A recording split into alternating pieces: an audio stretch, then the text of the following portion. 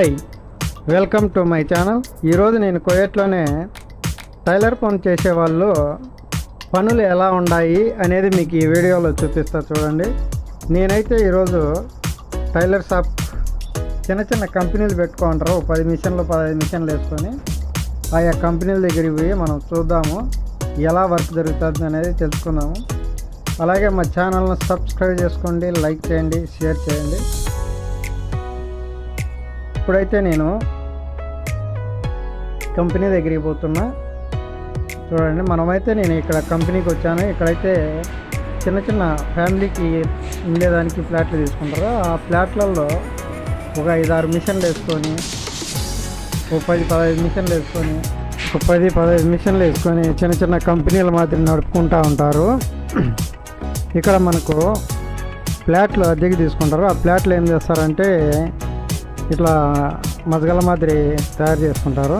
చూడండి, అటు సైడ్ మజగలు ఉంది, ఇటు సైడ్ మజగలు ఉంది. దీన్ని కువైట్లో మజగలు అంటారు.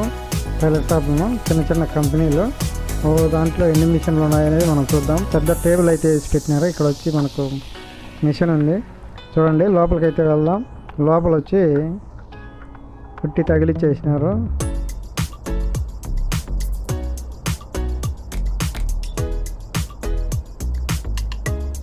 అలాగే ఇక్కడ కిచెన్ రూమ్ని వచ్చి ఐరన్ రూమ్గా మార్చుకున్నారు. ఈ పక్క బెడ్రూమ్ని వచ్చి ఒక 5 మిషన్లు వేసి పెట్టినారు.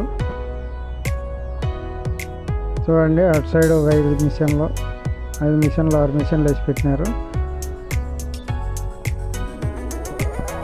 మనం ఇప్పుడైతే అటు సైడ్ ఇంకోటి ఉంది కదా, మదగల్లోకి వద్దాము. చూడండి, ఇటు సైడ్ మదగల్లోకి వెళ్దాము.